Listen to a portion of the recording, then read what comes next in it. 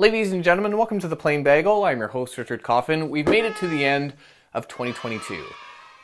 Thank God. The last year has been a wild ride, not just for the economy, for the markets, but for the world as a whole. And given that we no longer have that famous YouTube rewind that we used to use to reflect upon the past 12 months, I figured that I would help fill the void in our hearts with a finance video rewind.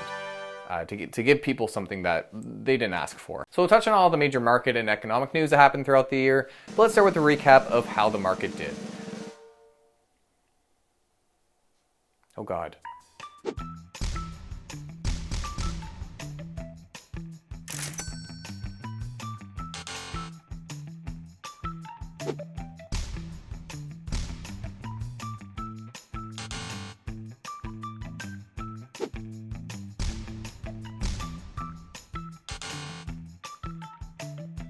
Okay, so maybe 2022 wasn't the best year to start doing this, but those are the numbers, that's how things performed. And again, don't put any undue weight on short-term performance. But with that out of the way, let's go over the big financial and economic events that happened throughout the year 2022, starting with the one that we're all exhausted hearing about that is still nonetheless important. On January 3rd, the US reported nearly 1 million new COVID-19 infections in a single day. While 2022 has been a year of reopening and a year of wider vaccine adoption, the year did start with a spike of cases tied to the Omicron and Delta variants. And to date, there have been 660 million reported cases and 6.7 million reported deaths globally. February 4th, Meta breaks a record for the single largest daily drop in a stock's value, losing $232 billion in market cap.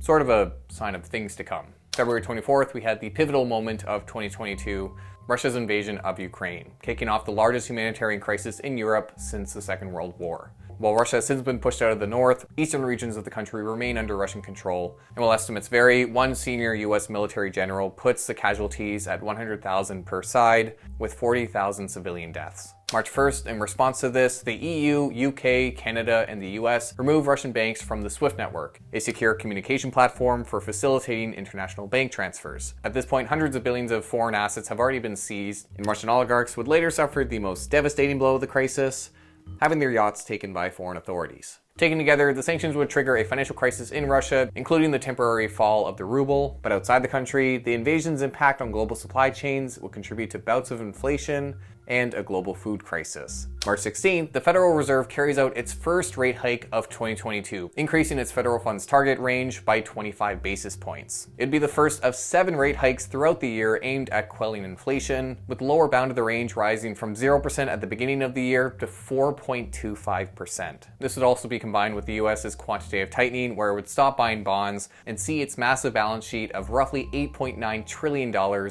slowly fall. April 12th, with the mismanagement of funds, government corruption, and the rising cost of capital, we see the country of Sri Lanka default on a $78 million interest payment. The default throws the country into disarray, leading to severe food, medicine, and fuel shortages, and a surge of inflation. The event brings about concerns of a growing sovereign debt crisis for countries around the world that rely on foreign debt. The president of Sri Lanka flees via military jet. Switching gears a bit, on May 12th, cryptocurrency Terra Luna plummets below 1 penny per coin, as its sister algorithmic stablecoin fails, wiping out roughly $60 billion. It kicks off a series of problems in the crypto space, including June 13th, when crypto lending platform Celsius freezes billions of users' assets after the fall of its own cryptocurrency. CEO Alex Mashinsky stops wearing his "banks are not your friend" shirt. July 1st, Voyager, a cryptocurrency broker with 2.7 million users, also freezes client assets. As it turns out, its low-risk lending practice involved giving 50% of their money to a single hedge fund called Three Arrows Capital that had invested on Terra Luna. Both Celsius and Voyager declare bankruptcy in the month. July 8th, former Japanese Prime Minister Shinzo Abe is assassinated. Shinzo Abe was the longest-serving prime minister in the country and came to be known for his efforts to pull Japan out of its multi-decade slump, using a set of stimulus measures to revitalize the economy that came to be known as Abenomics. July 10th, Chinese depositors protest out of a bank branch in the province of Henan after seeing $1.5 billion worth of assets frozen by banks in the region, allegedly due to illegal lending. It would be followed by a mortgage boycott, whereby angry customers of an incomplete real estate development project by Evergrande kicked off a movement of refusing to pay mortgages until developments continued. By mid-September, there are 343 real estate developments experiencing a boycott. July 13th, it's reported that inflation in the US has hit 9.1% for the month of June, its highest level since 1981. It would be the peak of inflation for the year as higher interest rates took their bite at inflation. September 8th, with surging natural gas prices tied to the invasion of Ukraine and a cost of living crisis in the UK, Prime Minister Liz Truss announces a cap on energy bills, a £150 billion program to be funded entirely with debt. This, combined with a proposed tax cut, causes the price of government bonds to fall, nearly leads to the insolvency of pension funds, and forces the Bank of England to intervene on September 28th with a bond buying program. October 20th, Liz Truss resigns as UK Prime Minister, after just 6 weeks in the position. She does not outlast the head of lettuce. October is also the month of the Credit Suisse debacle, where concerns grow that the global systemically important bank is on the cusp of a collapse, thanks in part to a now deleted tweet from a journalist. The bank has since been able to raise 4 billion francs to help ease concerns, albeit they've seen a much lower share price. October 27th, we see Elon Musk finally purchase Twitter for $44 billion US. This after agreeing to the purchase, Twitter enacting a poison pill to help fight it off, Twitter changing its mind, Elon changing his mind, Twitter demanding they go to court, and then Elon deciding to buy Twitter anyway. And it hasn't really stopped being a roller coaster since. November 3rd, the country of Turkey reports that its inflation for the previous month had passed 85%. President Erdogan refuses to increase interest rates. Then, jumping ahead quickly to December, we had China making a rare concession to protests in the country and reversing some of its strict lockdown measures. Its zero-COVID policy had previously hampered manufacturing within the country. However, at a time where much of the world is now reopening, China remains very much in the trenches with the virus and still faces an uphill battle. And then, of course, in November, returning back to the crypto space, we had the big news that FTX, the world's second largest crypto exchange, was freezing customer assets, first just internationally, then within the US division as well. It turned out the exchange had been commingling client funds with trading company Alameda Research, leading to an $8 billion shortfall in their balance sheet. The event led to controversy in the YouTube finance space, given that many influencers had promoted FTX, and also led to the downfall of BlockFi, another widely promoted crypto platform that filed for bankruptcy November 29th.